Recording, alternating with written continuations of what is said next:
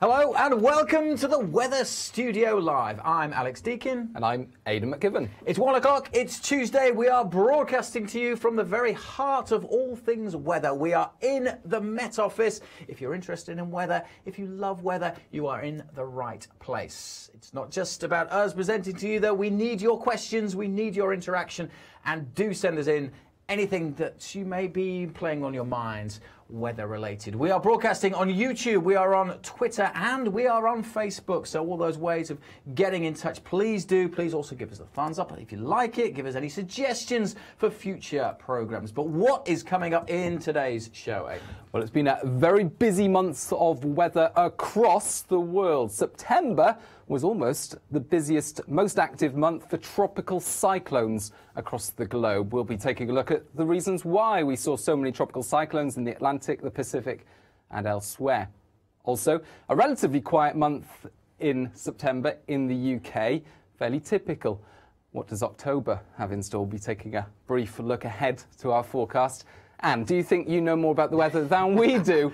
You possibly do. We'll be testing your knowledge with a weather quiz. Yeah, I'm a bit nervous about that. A little bit nervous about that. But more on that in just a moment. First of all, yeah, let's look at those storms around the globe because it was a remarkable month around the world in terms of tropical storms, tropical cyclones, hurricanes across the Atlantic. This impressive image of 3 of them earlier in the month, and we've just seen lots of these big swirls, haven't we? It's been a great month for viewing weather from above. Yeah, some beautiful satellite images, some devastating imagery from the ground, of course. Now, this year's been quite quiet for the Atlantic. This shows 3 features. We've got Hurricane Florence, which brought flooding to North Carolina. We've got Hurricane Helene there, and we've got Tropical Storm Isaac, and all 3 of these towards the beginning of September. But September's tropical cyclone activity increased in September in the Atlantic because we had more clusters of thunderstorms moving off Africa, and some of these, particularly the ones that moved north into the subtropics, developed into hurricanes. But activity's been suppressed across the Caribbean, across the main development area all season because of lower than average sea temperatures and wind shear, which tends to tear these storms apart when they fall. Complete contrast to last year, of course. Last year, 2017, there was really warm seas in this area. There was very little wind shear to tear them apart. It's been the exact opposite this year, which is why the season's been quite quiet here, but further north conditions have been perfect. That's right.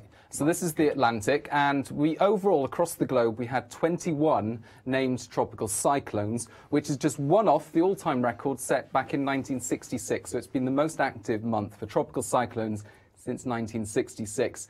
And the Pacific has had an active year overall because of higher than normal sea temperatures and a developing weak El Nino, which tends to be implied. That's one of the reasons why I think September in particular has been busier in terms of storms across the Pacific, because there's a signal that El Nino is about to start, and those two things often go hand in hand. What's this image of? This is Mangkhut, which went on to bring severe impacts to Hong Kong, and this was the middle of September. It was about the same time, wasn't it? It was Florence. Right. We were keeping an eye on Florence, Helene, and there was a point when we had quite a few. I can't remember. There was seven at once.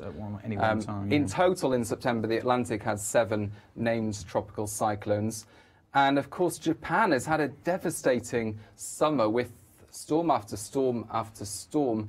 This was the latest one at the weekend. Beautiful from space. From the International Space Station.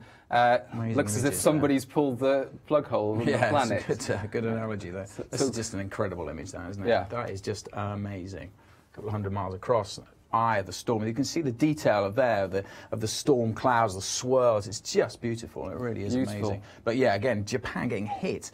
And of course, after the extreme heat, Japan, I mean, we've had a pretty extreme year of weather across the UK, but Japan just trumps that with extreme heat, flooding earlier in the year, and then just a number of these storms hitting, particularly across the south. These images from Japan.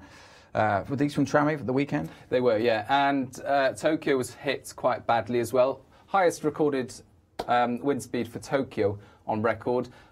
Just over 100 miles an hour for there. And almost 500,000 power cuts. And tragically, 3 people died from Trame, so it was a devastating storm.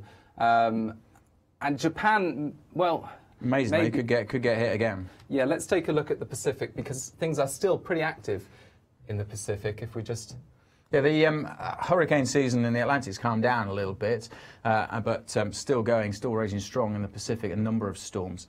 There's this one, which here's Hawaii, North America over here. So this is the Central Pacific. Thankfully, this system, Hurricane Wallaka, now a Category 5, deepened last night, could deepen further tonight. And if it deepens enough, there's a chance that it'll be the most intense hurricane on record for the Central Pacific. But thankfully, just a formation in the open water and not expected to hit populated areas anytime soon. However, if we move the map over to Japan and Korea, so there's Korea, there's Japan, and another system, Kong-Ray, Typhoon Kong-Ray, also a Cat 5, and we've now got 2 Cat 5 tropical cyclones at the same time. The first time that's happened since 2005. And in 2005, one was in the Atlantic, one was so that's 2 Category 5 storms are equivalent around the globe. First time that's happened since 2005. At that time, one was in the Atlantic, one was in the Pacific. Suggestions are, Julian Hemming, our expert on tropical storms, thinks this could be the first time since 1998 that we've had 2 Category 5 equivalent typhoons just in the Pacific. So it's quite a rare event to have such power. There's a lot of energy involved. There's an amount of energy going on just in those 2 storms. It's incredible. It's huge. And this one is heading north. Yeah, so this is midday Thursday, GMT, and you've got the Typhoon Kong-Ray moving north, and the official track, of course, a lot of uncertainty at this stage. It is expected to slow down somewhat. But the official track from the Japan Meteorological Agency shows it moving up towards Korea and also Japan. So, unfortunately, Japan could be braced for another spell of severe weather. It's incredible. Yeah. Talking of tropical cyclones, something that's not quite a tropical cyclone, but comes very close. You might have heard the word medicane. Sounds like a kind of medicine or something, but it's actually a combination of the words Mediterranean and hurricane. It's a storm, a deep low that formed at the end of last week in the Mediterranean and takes on some characteristics of a hurricane. And so it's not a hurricane, we should say. It's not a hurricane, but it is beautiful. It does have characteristics. It does resemble hurricanes. This was created by cold air coming down from Baltic region and meeting warm air coming up from Africa, and that's why it started to spin, which is a classic normal mid-latitude low-pressure system. But then it took on characteristics, started feeding off the warm waters of the Mediterranean, started to get these bands of spiraling thunderstorms, so it started to resemble a bit of a hurricane, which is why it gets this name, medicane. There's a blog, actually, the Met Office did a blog last week on exactly what medicane is, and we'll try and put the link in the description. I think you've just answered the question that came in from Lulu Taylor. Explain the difference between a medicane and a hurricane. So it doesn't share all of the characteristics of a hurricane, does it? Like you were saying, it was formed by cold air meeting warm, which doesn't tend to form hurricanes. Hurricanes feed off warm seas. They need a warm sea to form over, and that's traditionally where you get a hurricane from. But this started off as a normal low pressure, but then it did start to feed off the warm waters of the Mediterranean. They're not that rare. There was a report of one last year. There's been 2 or 3 over recent years. But then they start forming bands of thunderstorms close to the centre. The strongest winds are often close to the centre as well, unlike a mid-latitude low pressure system. So they're a unique kind of feature, I guess. Right. But there is I say, the Met Office blog on that you can read for more information. I suspect if you were stood in the way of Hurricane Zorbus or Medicane Zorbus, as some were calling it, you'd feel like you're being hit by a hurricane. I mean, look at these. Either way, the impacts are pretty significant. Yeah, severe impacts. We saw wind, we saw rain, we saw flash flooding, sea surge, huge waves as well. This was some video footage of some flash flooding that hit Greece at the weekend. So yeah, real severe impacts from the medicane. Fortunately for the UK, we've had a couple of storms in September. We had 2 named storms, didn't we? We worked our way through the alphabet, A and B, up to Brona. But overall, September, well, was remarkably average. Yeah. And average, when I use the word average, I mean it in a proper scientific physics math sense rather than the football sense. It actually means average. It was just bang on average in terms of temperature. It was pretty much average in terms of precipitation. And it was after the record-breaking Well, exactly. summer. It's remarkable it was so average. It stands out as being average because the rest of this year has been so remarkable. Summer, of course, joint hottest on record. We had those cold spells in February and March as well. So, yes, It was pretty average, back to normal, typical, good old yeah, British weather. This was the average temperature, the mean temperature across the month, and, well, most of the map's white. That would just indicate that we're pretty much bang on average. If anything, we were 0.1 degree below average. There was a bit more variation in more of a regional variation, at least, wasn't there, in the precipitation? You can see the brown colours here where it's been drier than average, so drier than average, particularly parts of Norfolk there and parts of Northern Ireland as well. Whereas elsewhere, again, a lot of white, but the wettest areas quite clearly there across northwest Scotland, and that's compared to average, of course. It's not just wetter, that's wetter than average. And the sunshine kind of reflects that drier conditions as well. Again, the southeast favoured for sunshine, but also parts of eastern Scotland, suggesting that most of the month the weather patterns were coming in from the west, and then you get the drying out of the air, which is why eastern areas are a little bit sunnier than average as well. And we had those two storms because the weather was mostly coming in from the Atlantic. We have had a question in, actually, about storms. Any sign of Storm Callum from Exotic Halter? Any sign of Storm Callum? Well, we'll have more on that in a moment. We'll have a look at the UK weather. The weather's got a bit more active, hasn't it? But no, a little bit more. But at the moment, yeah, no real sign of anything too significant in terms of that. Vanessa, still frosts on the next few weeks. I need to protect my fern trees. Well, it's getting to that time of year. Gardeners will be fascinated. When will the first significant frosts hit? We've already had some pockets of frost. We're down to Exeter last week at -1 one day. So there has been already some touches of frost. And yes, it does look a little bit colder at times, but actually this week, compared to last week, looking a little bit milder. We've got a lot of warm air coming up from the southwest. So we'll have more on the UK forecast in just a moment. Lots of people asking about the winter and snow, of course. That's a standard question we get often asked, and the standard answer, it's a little bit too early to tell. No sign of any snow, certainly in the short term, as we'll discuss a little bit later on. Right, nothing too testing at the moment for us meteorologists. Until now, perhaps. Until now. What a link, Aidan, you are. Let's bring in our quizmaster. Classic. Let's bring in our quizmaster. It's time to have a bit of a test. I'm a bit worried about this section of the show. But first of all, let's introduce our guest, Helen. Welcome to the show, Helen Roberts. First of all, first time on the show, so welcome along. Just tell everyone at home watching what your role is here at the Met Office. What do you do? Yeah, well, thank you very much for having me. I'm Helen Roberts. I'm a senior operational meteorologist here at the Met Office. I work upstairs in the operations centre, and I work in our media team. So in the media team, we are looking after our broadcast customers. So we're briefing them on the telephone quite regularly throughout the day.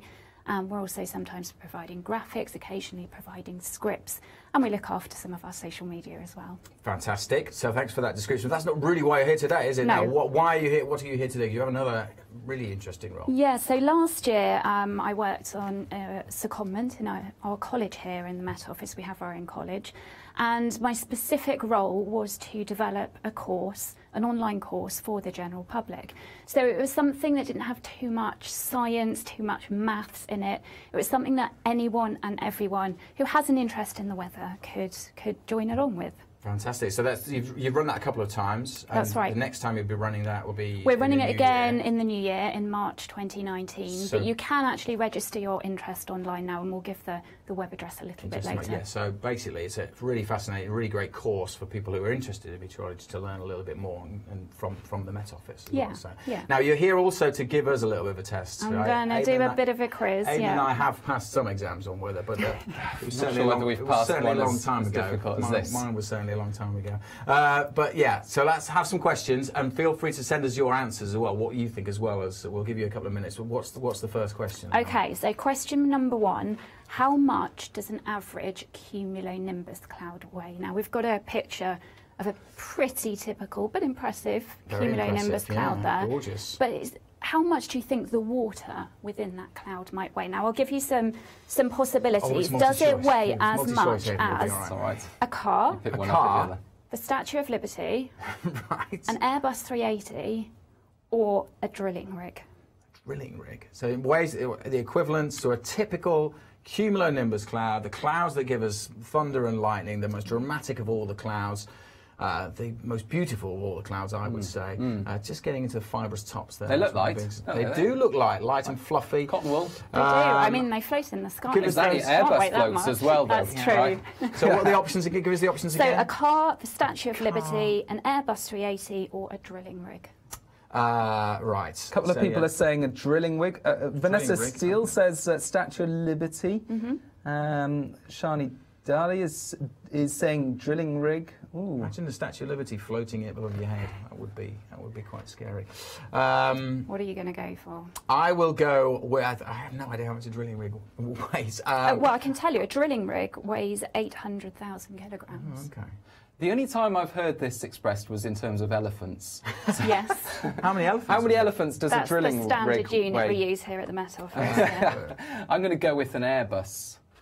I will go with drilling rig.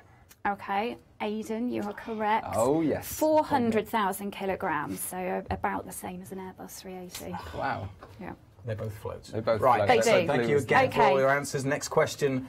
Next question is about UV. So I should say, actually, the reason I chose a cloud-related question was because week 3 of the course is all about clouds. Right. It's So people learn about all the different types of clouds. Learn about 'cause all the that's- different types, all the different names, how to spot them, what they look like. That's one of the biggest questions I always get asked. What are the different types of your Exactly. favourite clouds? So cloud week's a big week. Yes, in the it is, course. it Okay. is. Next okay, question. We're so talking sunshine. We're talking sunshine, and we're talking specifically UV. So we also talk a lot in the course about hazards, because weather can be hazardous, and how to avoid those hazards. So UV, if you climb 1,000 metres up a hill, by approximately how much will UV levels increase? And again, it's multiple choice. So is it 5%, 10%, 15 or 20%? So if you climb up a hill, you're close to the sun. Exactly. So you get So an you're going to get an in the increased UV. amount. Isn't it more to do with the atmosphere thinning? That, yeah, yeah. You're not 20% closer to the sun. You're are you? not, This is no. a really big hill. It's a good, really maybe big hill, very might big be. hill, very big hill. So just say so it's 5%, 10%, 15%, 20%. If you Yes. go 1,000 metres meters up a hill, Yeah. increase in UV levels. Send us your answers in now. I'll have a quick think. UV, of course, at its strongest in the middle of June, or That's right. at the time of the closest at the solstice. Yeah. That's the time of the peak UV. Yeah. And actually, either side of that, it sort of tails off either side. So people often think in a hot spell in August that's the time they're most likely to get burnt. It's not necessarily true, is it? That's it's more right, and likely to it's be- the trouble with UV is the weather can deceive you. Yes. So it's nothing really to do with the temperature. No. And you can get burnt very easily when there's a lot of cloud around. Yeah. And of course, the wind can make you feel cool, so that can also be deceptive. And you can get reflections of things like snow and the water.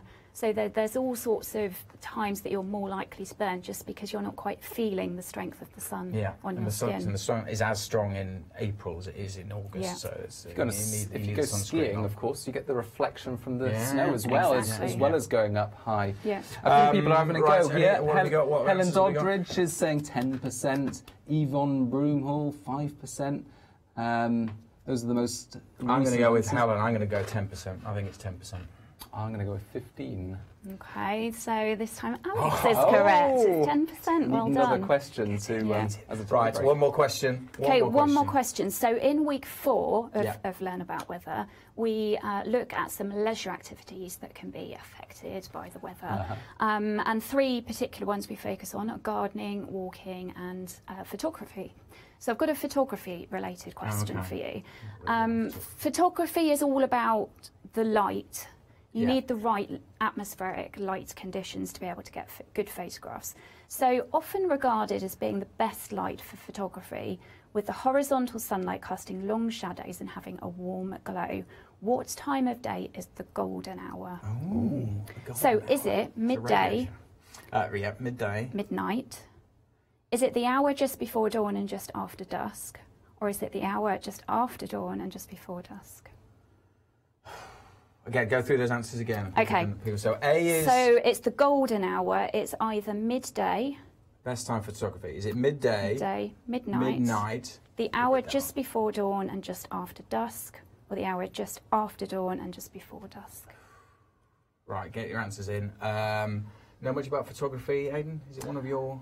I know that you do get good light around sunsets and sunrises, but what I'm having difficulty with are the final 2. They're quite close, aren't they? They're around the same time. You have to get your head around that. Yeah. Yeah, you said in the thing long shadows. You don't get long shadows at midday. So I'm ruling out that. Okay. I'm ruling out midnight 'cause it's Yeah. a bit dark. Yeah.